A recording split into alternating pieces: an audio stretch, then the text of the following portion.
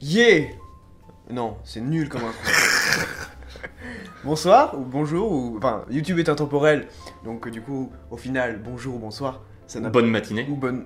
On discrimine souvent le matin. Ouais mais c'est pour rester dans le traditionnel. Bref, aujourd'hui on va vous parler de Détroit, un film Qu'on a vu. du coup Waouh, punchline. qu'on a beaucoup apprécié, on s'attendait pas à ça. On partait du principe qu'on allait sûrement kiffer vu la bande-annonce et la réalisatrice qui est Catherine Bigelow. Bigelow. Je sais pas si on fait le gueux ou le jeu. Moi je dirais Bigelow. Hein, moi je partais plus sur du Bigelow. Ok, ben on va faire un mix des deux. Sur Bigelow. Et du coup... La réalisatrice de Des mineurs et Zero Dark 30. J'ai vu aucun des deux. J'ai juste vu Des mineurs, Zero Dark 30 m'a pas du tout tenté. Et Des mineurs m'a pas laissé un souvenir impérissable. Même si je reconnais qu'en termes de mise en scène, ça tabasse quoi. Ok. Donc quand vous parlez de ça, grosse surprise, grosse claque qui nous a... qui était Beaucoup touché. touché et qui en fait qui fonctionnait sur 3 actes et qui nous a mis la pression surtout dès le deuxième acte et qui nous a tenu en haleine. Commence déjà dès le premier. Ouais, et qui nous a tenu en haleine tout le reste du film. On est resté jusqu'à la fin du générique assis sur nos chaises. Mais là Ouais, dans un mais état là, de choc quoi. Là vraiment On s'est regardé, on était en mode ouais. Courage, Allez. tout va bien, allez. Donc pour expliquer, en fait, ça se passe à Détroit en 1967, si je dis pas de bêtises. Première partie, il va y avoir l'aspect documentaire qu'aime beaucoup la réalisatrice, où on va nous présenter un petit peu ce qui se passait à Détroit à cette époque. C'est un genre de ségrégation nouvelle génération où les Noirs sont mis plus ou moins à part dans des quartiers, dans des ghettos, dans des banlieues qui sont un petit peu détériorées, dans lesquelles on s'occupe pas trop. Après, comme tu disais, il n'y a pas ce côté...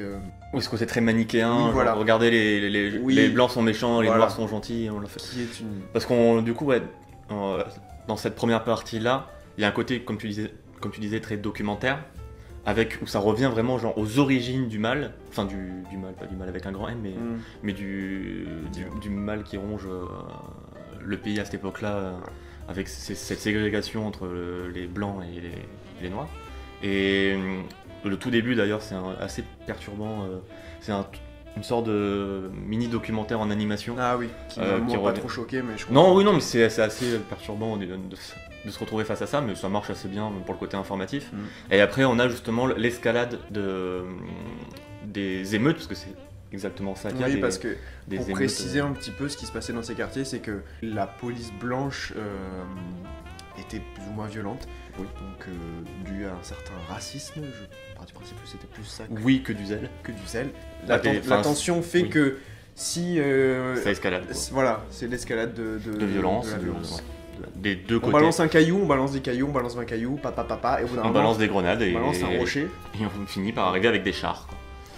Oui, c'est vrai en plus. Bah, exactement, l'armée finit par arriver. Bah, faut bien calmer tout ça, quoi. Et du coup, et dans le deuxième acte, du coup, on va tourner de l'intention. Toi aussi, t'as la maladie du coup. Tu dis beaucoup du coup. Oui, mais en France, on le dit énormément. Ouais, mais c'est incurable, je crois. Non. On va éviter de trop le dire. Ouais. Et donc, après, on va tourner de l'action sur une zone géographique précise. Et surtout des personnages. Parce que là, faut dire que toute la première partie, qui est donc, comme tu le disais, très... narrative, document. Ouais, très portée sur les événements globaux. Exact. Donc pas de personnages précis. Enfin, il y en a quelques-uns, mais c'est pas les personnages du film. Pas du tout. Et c'est vraiment à partir de, je sais pas, 10-15 minutes, je pense, de film.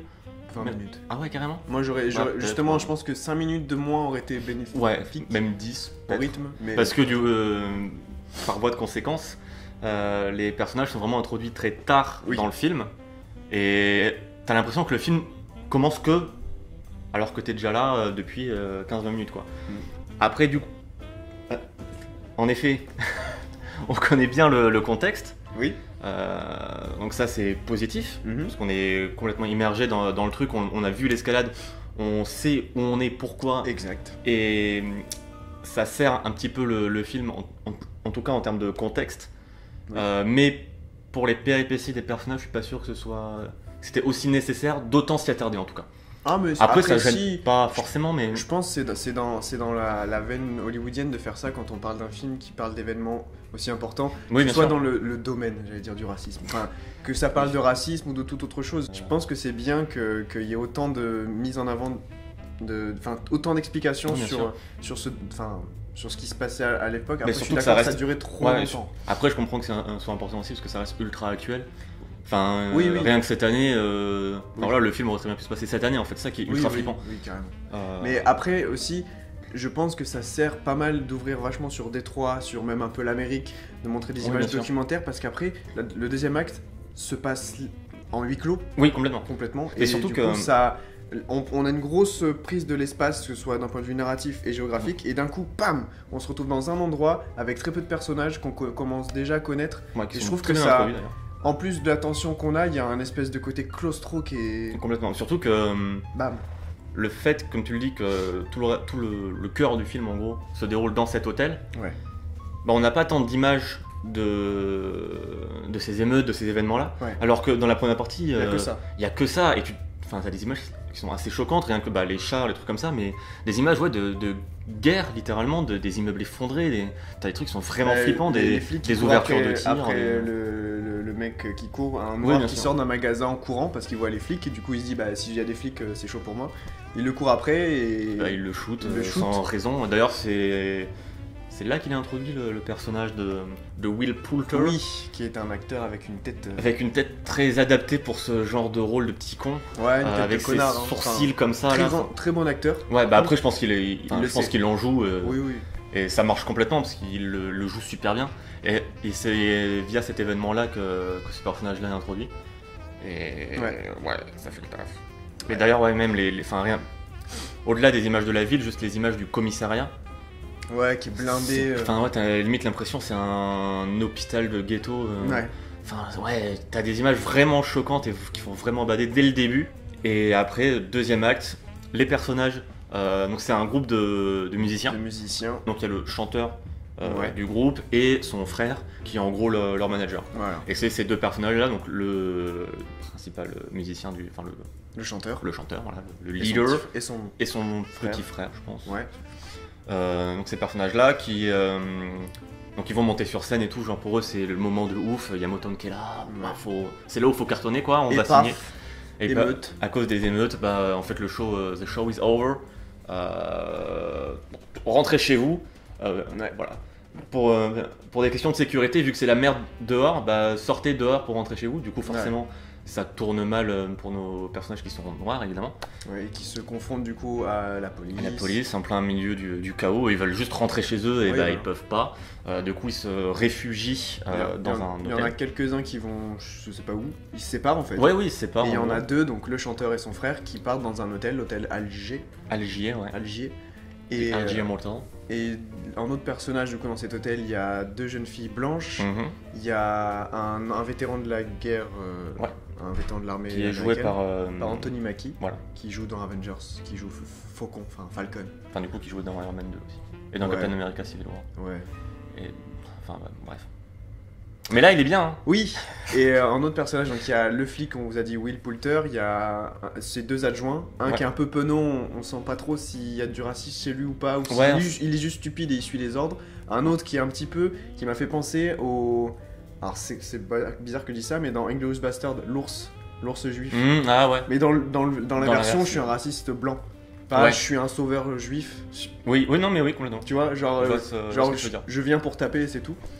Et qu'est-ce qu'il y a d'autre? Il y a un mec de l'arme de De la National l'armée, Guard. ouais. Enfin, de l'armée, quoi, du coup, De ceux qui étaient là pour protéger, Voilà. pour maintenir l'ordre avec leurs chars et tout. Et dans le motel aussi, il y a d'autres persos. Il y a d'autres persos noirs Oui. qui étaient en train de faire une fête en gros ce soir-là.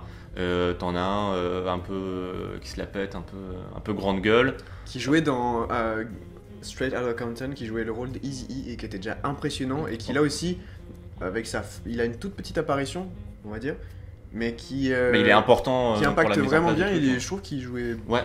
Ouais, non, clairement, enfin, tous les acteurs du film sont très très justes, je trouve. Mhm. Et du coup, on a une galerie de personnages qu'on reconnaît sans que ce soit des clichés. Ouais.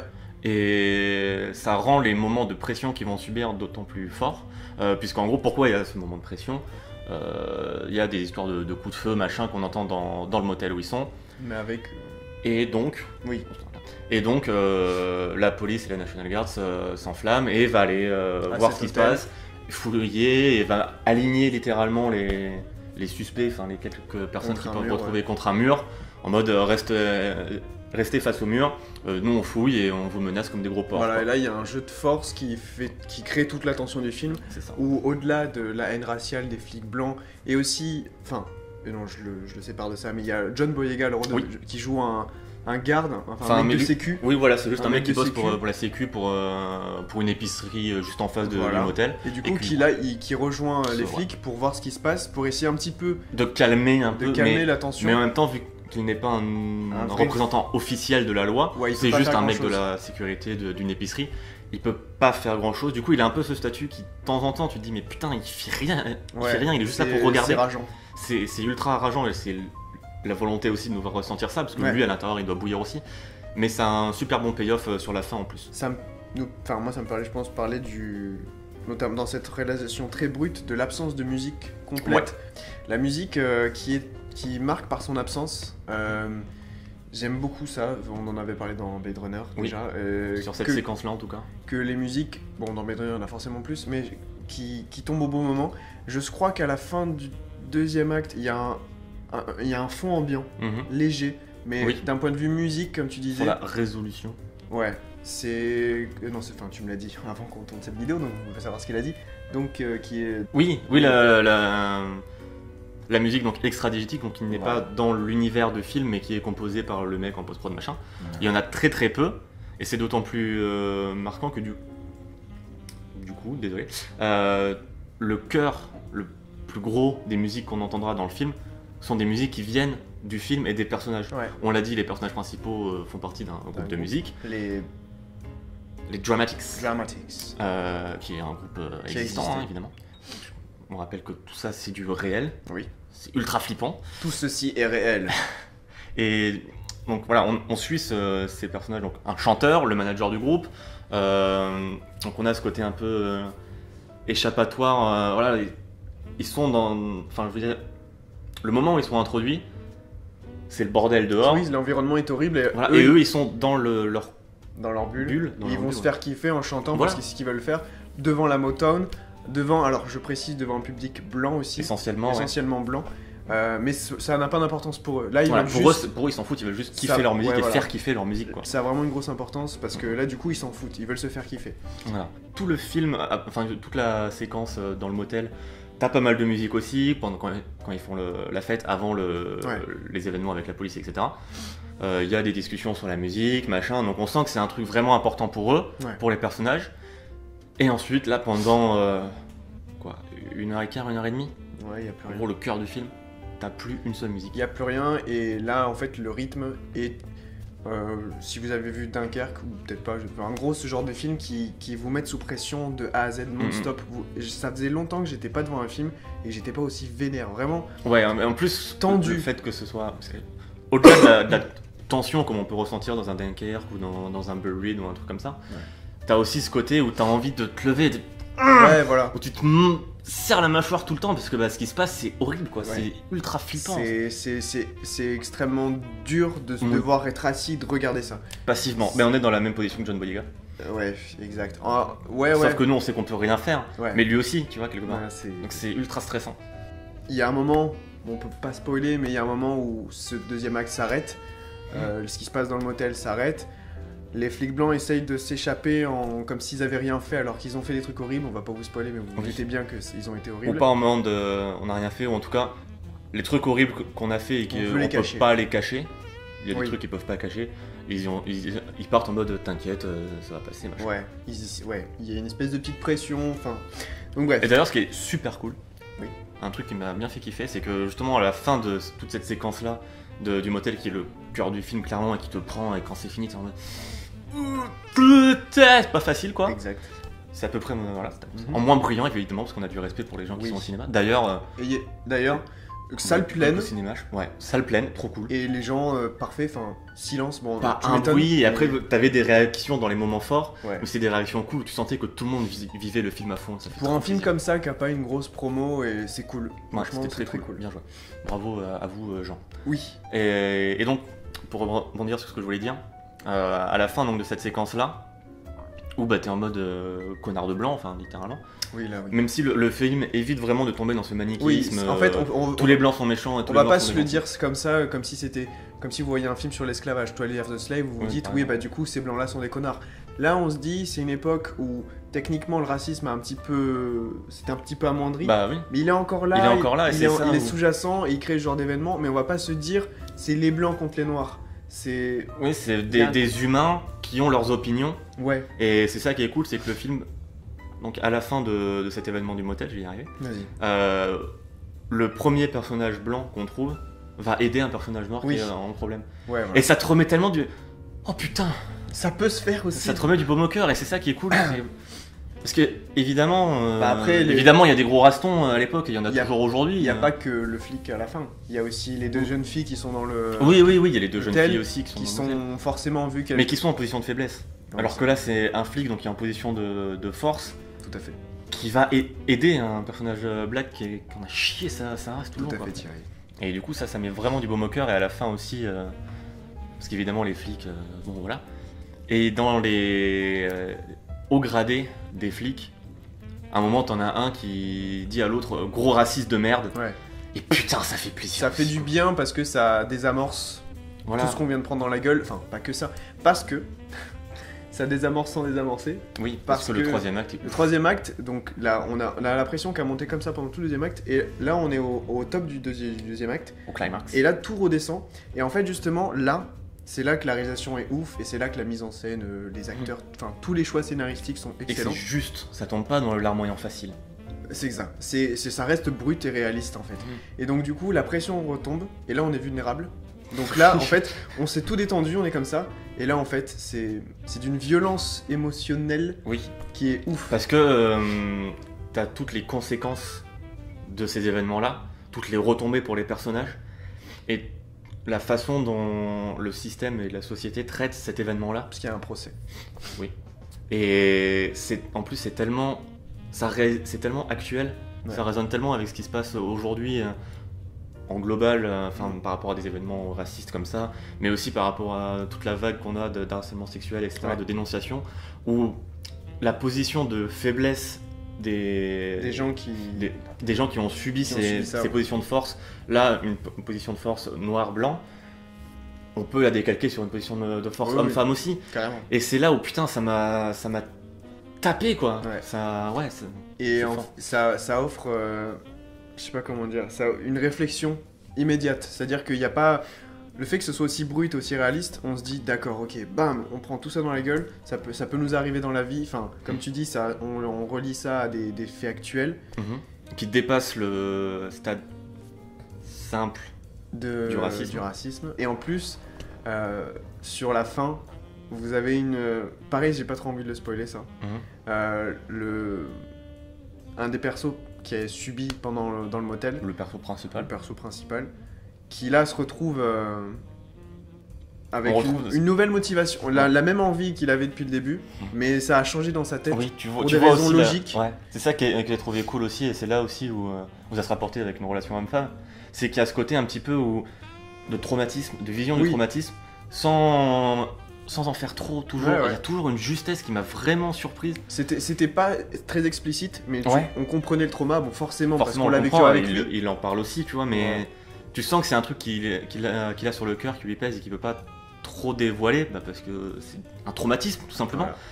Et juste la façon dont l'escalade d'un truc... En fait, l'échelle du film commence ultra global avec limite un cours d'histoire et finit juste sur Ouais. un mec et son traumatisme Convergent. lié à tout ce qui s'est passé et comment ça peut affecter des vies. Et Ouais. c'était super fort. Et là, pour moi, le climax au générique, on Ouais. conclut sur du gospel et sur du rap. Le film retombe sur... retrouve enfin de la musique. Ouais. Et Euh, c'est salvateur en fait. Ouais, et Ou la même- musique est vraiment salvatrice au même titre qu'elle l'est pour le personnage à ce moment-là. Ouais, voilà, parce que bah, c'est le gospel qui était un moyen, un échappatoire. Mm. Enfin. Pour exprimer ses souffrances ensemble. Et... Ouais, voilà. Et en plus, au-delà de ça, un peu de rap aussi dans. Ça peut Sur le paraître. générique en tout cas. Ouais. C'est même pas. C'est juste trop important parce que c'est un petit héritage du gospel dans son message. Dans... Oui, bien sûr. Et juste la culture du ghetto aussi. Quoi. Ouais, la culture nord-américaine, le rap, bah voilà, logique. Mm. Et du coup, en fait, c'est pas trop... Enfin, c'est Non, parfait. C'est surtout que le morceau fait un super mélange entre Le gospel. le gospel, le jazz typique de l'époque du film et le rap. Et ça, juste avec cette musique-là, ça retranscrit toute l'historique de ce mal-là, de la discrimination raciale, qui est encore existante aujourd'hui. Après, voilà, c'est comme je disais, quand on est sorti du ciné, on allait se faire un petit domac. On était, mais... Choqué. On était vidé en fait, on était... Bah, rien que sur le générique, enfin... J'étais sur le cul, quoi. Ouais, enfin... C'est ce genre de film, on peut vous dire d'aller le voir, mais... Ce qu'on vous a dit, c'est on a contextualisé, on a dit ce qu'on en pensait, mais c'est un film à voir juste pour ressentir aussi. Après, pas, ça reste du ressenti, comme tu le dis, donc c'est aussi personnel, et peut-être des gens qui vont rester froids devant, tu vois. Mais je pense que... J'en doute, vraiment. J'espère pas en tout cas. Mais en tout cas, dans la salle, tout le monde était en mode... tout le monde était sur le cul, ouais. Et tu vois, par rapport, t'en parlais, et je sais que t'as beaucoup touché aussi, 12 Years a Slave. J'ai jamais eu l'envie de le regarder, parce que j'ai peur justement de ce côté too much larmoyant. Et si c'est juste pour mater un film qui me dit « Oh là là, le racisme c'est mal », oui, je sais.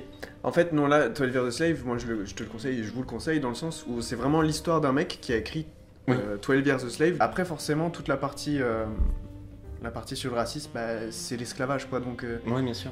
Mais c'est traité avec pas mal de réalisme, pas autant que ça, pas autant que Détroit, mais... Enfin voilà, du coup, à voir, mais je dis que... Oui, je comprends.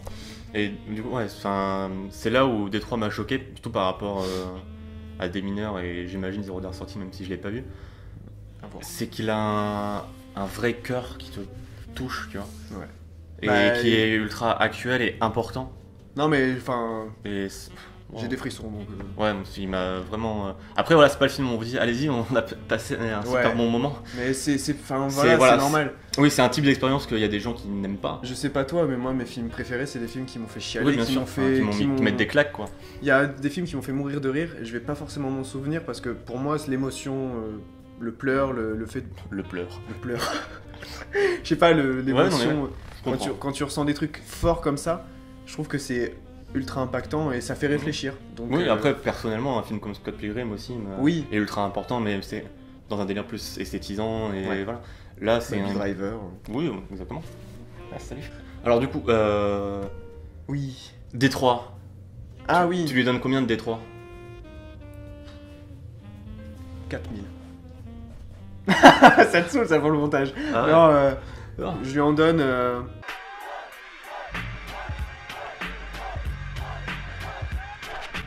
Everybody's running 313, put your motherfucking hands up and follow me.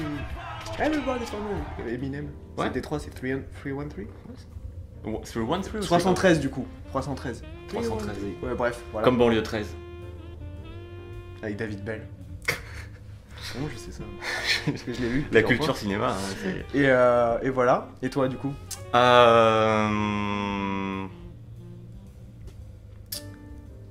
8. Non, parce que je te fais chier avec les 313, tu veux. Ok. Non, ça me semble être une bonne note. Bisous. Bisous. Bisous. Bisous.